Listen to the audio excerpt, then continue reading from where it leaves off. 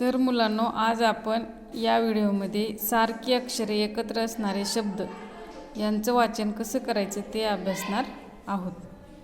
पहा वाचण्याची पद्धत. इंग्रजीमध्ये असे खूप शब्द आहेत ज्यांच्या स्पेलिंगमध्ये एक अक्षर अल्फाबेट 2 वेळा येतं, पण शब्द वाचताना आपण त्या अक्षराचा आवाज दोनदा न घेता फक्त एकदा घ्यायचा आहे.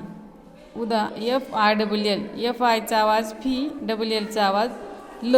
म्हणजे डबल एल आलेला आहे परंतु डबल एलचा एकच ल असा उच्चार होतो. आवाज ल घ्यायचा आहे, ल ल डबल ल असं घ्यायचं नाही. त्यामुळे FILचा उच्चार होतो फील. नेक्स्ट वर्ड पहा, BELL. बघा, बीचा आवाज सांगा, ब. ईचा आवाज ए.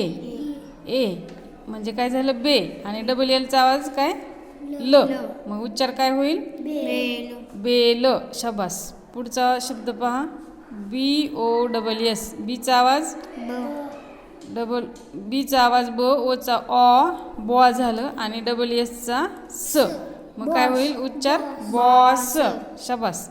तर अशा पद्धतीनं डबल जरी ते अक्षर आलं त्या शब्दामध्ये तरी त्याचा आवाज एकच घ्यायचा आहे आपल्याला. डबल यस आलं म्हणून सस घ्यायचं नाही, सच घ्यायचं आहे. ठीक आहे, आलं का लक्षात तुमच्या?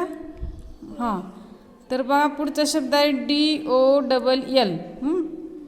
डीचा आवाज ड, ओचा आवाज ऑ, डबल एलचा आवाज ल. काय झाला उच्चार, डॉल. शाबास. नेक्स्ट वर्ड पहा, FILL. एफचा आवाज फ, आयचा आवाज ई, एलचा डबल एलचा आवाज ल. काय झाला उच्चार, फील. नेक्स्ट वर्ड पहा, HILL. एचचा आवाज ह, आयचा आवाज ई, डबल एलचा आवाज ल. काय झाला उच्चार, हील. नेक्स्ट वर्ड पहा, MESS. एमचा आवाज म, ईचा आवाज ए, मे आणि डबल एसचा स. उच्चार काय होईल, मेस. मेस. शाबास. आता हे सर्व शब्द कोण वाचते, वाच रणवीर, वाच शब्द बघ. FILL काय होईल उच्चार, FILLचा फील. शाबास. इकडून BELL. हां बघ शब्द वाच, पहिला शब्द वाच. BELL bell. शाबास. BOSS boss. गुड. DOLL